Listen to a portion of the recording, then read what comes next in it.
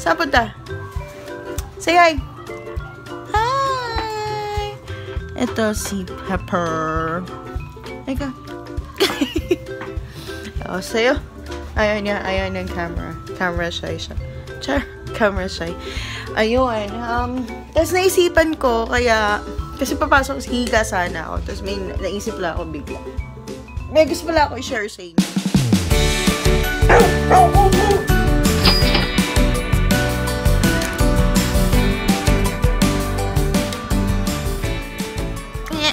Hi guys! Welcome back to my channel. Saan punta? Say hi! Hi!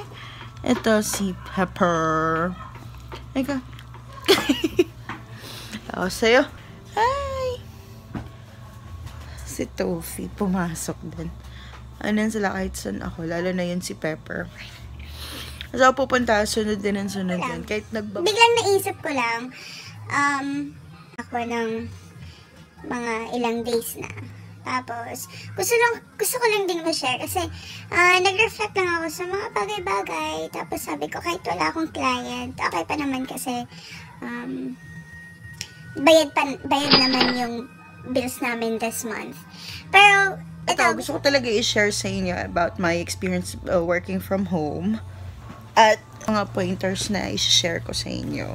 Lalo na yung sa mga nagbabalak na home base. Yun na nila sa office na setup. So, yun nga pala. Yan ang pangit ng pintura. Ew! Pangit ng pintura namin. Nagpuputi-puti siya. Hindi ko alam. Gray kasi, maganda yan. Gray yan. Nga pala si Sweet lang nagpintura niya. Tapos, ang ganda niya before. Yung bago pa. Tapos, biglang, like ganyan. Feeling ko sa semento yan. But, anywho, mga tanong na na-encounter ko, especially those na nalaman nila na I'm already working from home, is that they would always ask me, is it worth it ba? Working from home, is it really worth it? Is it everyone's dream job or just a hype? Alright?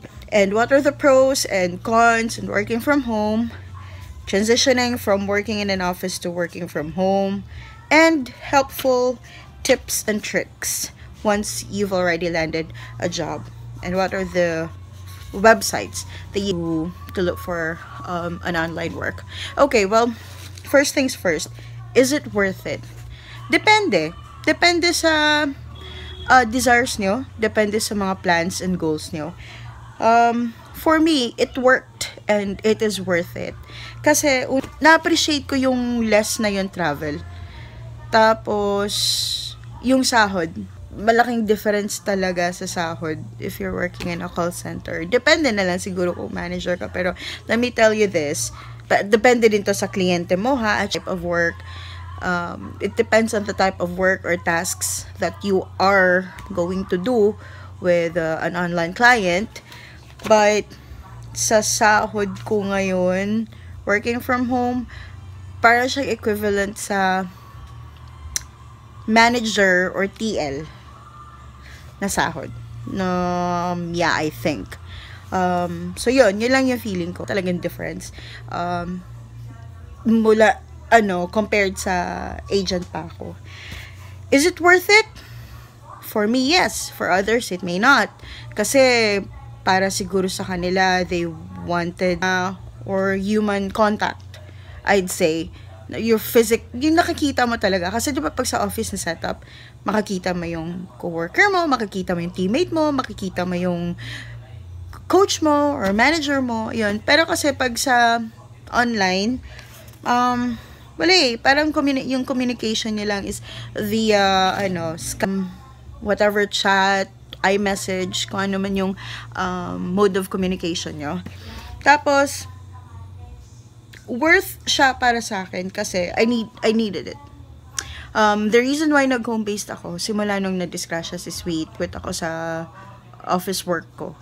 And that's when I was introduced to start working online, which at first, hesitant pa ako. Sabi ko, paanong online? I mean, like, anong sistema? Ano bang kalakaran? So, yun. Now, what are the pros and cons working from home? Now, cons muna tayo. Yun sa mga downside muna. Ang downside lang kasi pag if if you are working directly with a client, or I'd say home-based na jobs, swerte mo kuha ka ng kliyente na honest and at the same time na nagbabayad. Kasi there are really some people na nagpa-promise ng ganito, na may business daw sila, tapos pag invoicing na, hindi sila nagbabayad or hindi na sila nagre-respond. Earlier, di ba? Pag nasa office ka, nakikita mo yung mga teammates mo, mga coach mo. Pag nasa bahay ka lang, you are on your own, I'd say. Like, hindi mo pwede kalabitin yung asawa mo para sumagot ko anong katanungan ng kausap mo sa telepono or sa email or whatnot. Like, you are on your own and you have to think outside of the box, I'd say, and be resourceful and be proactive. So, in a way din, it's a good thing. And other than that, you have to provide for your own computer. You have to make sure na your computer is up to date. Tapos, most especially, na hindi kayo napuputulan ng kuryente tsaka internet. At tsaka yung internet connection nyo is mabilis. Tapos, kailangan may backup pa kayo. May backup kayo na laptop or PC or power source. So, mga ganyan-ganyan. Tsaka internet connection other than your main. So, yun. Tapos, you have to make sure that you're available ka online.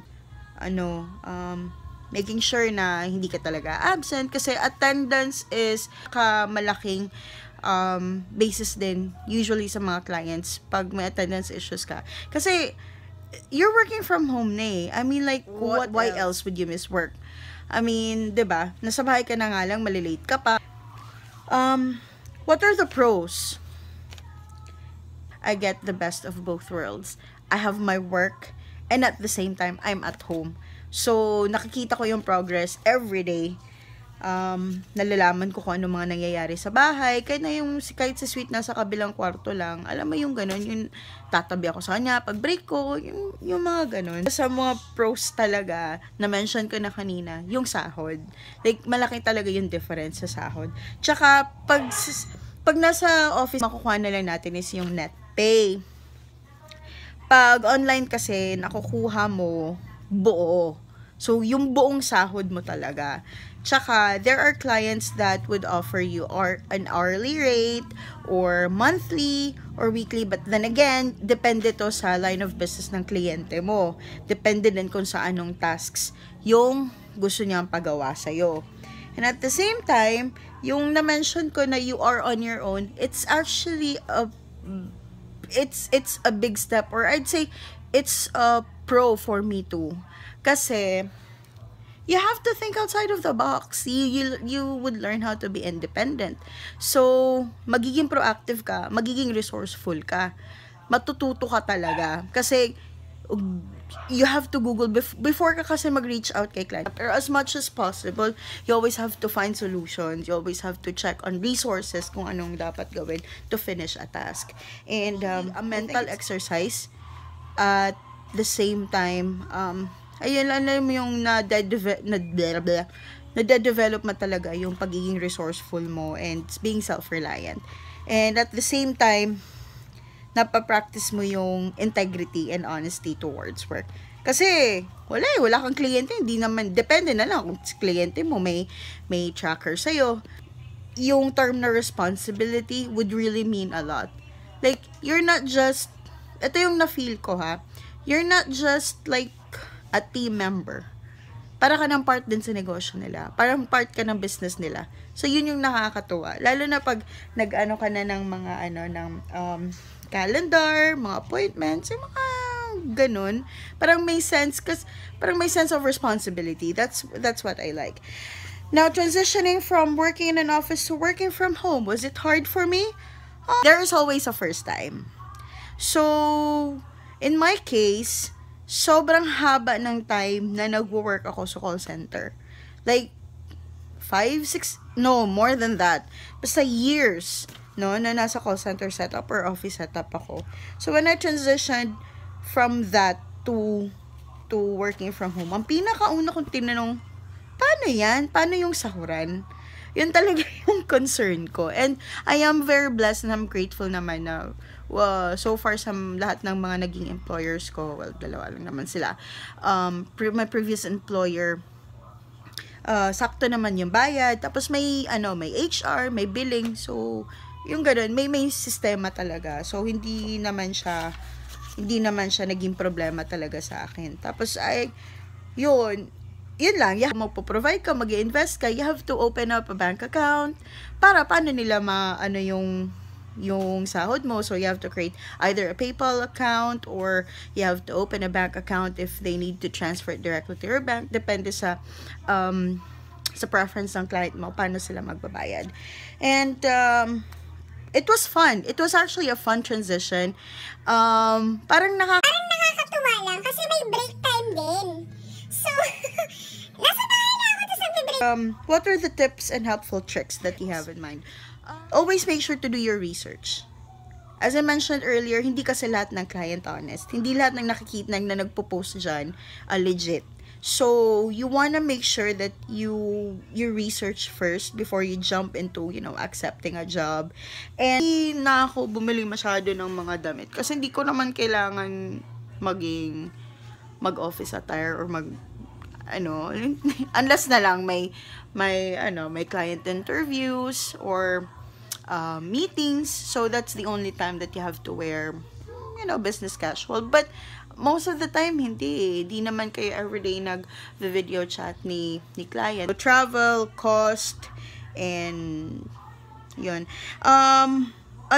Also, one helpful tip other than research is that make sure to keep the best practices that you've learned when you were working in an office or you were working with a team. Kasi kahit na home-based yan, you are still in a team. So you have to think of your client as a team member and then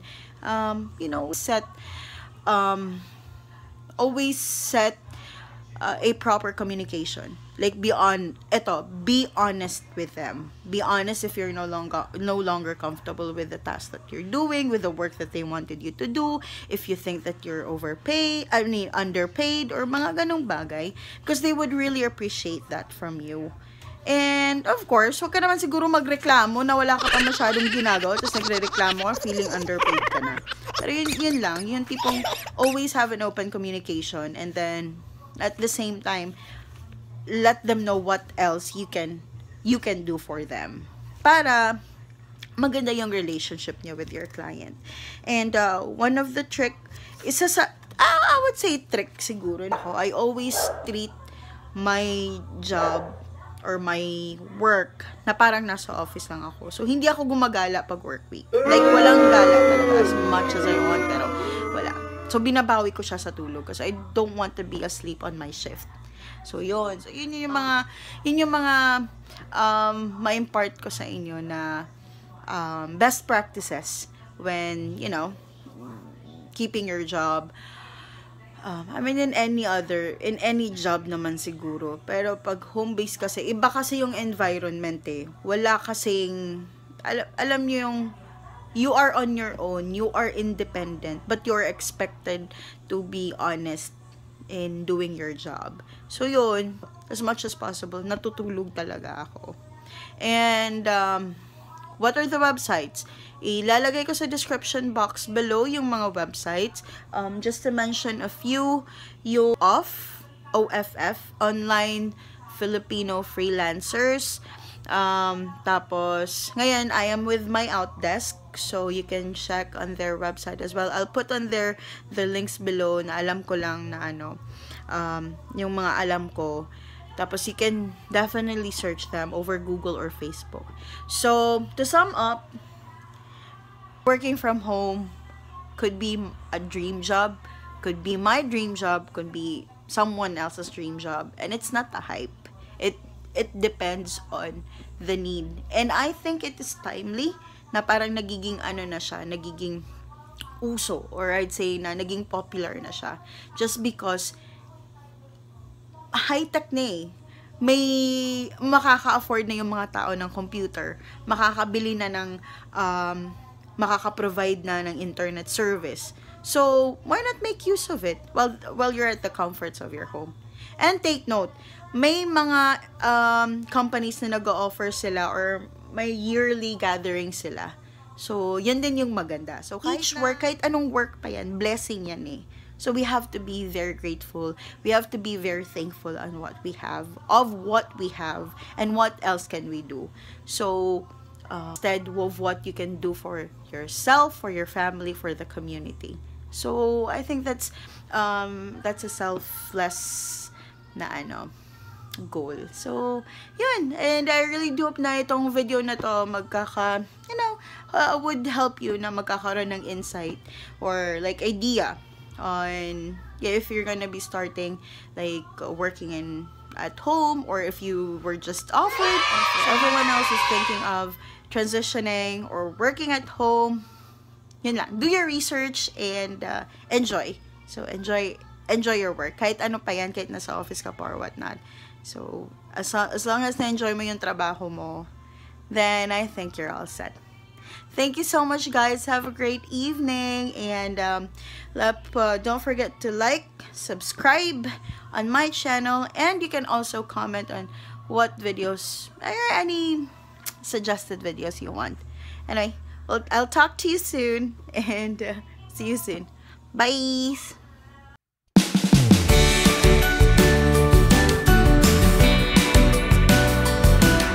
Oh,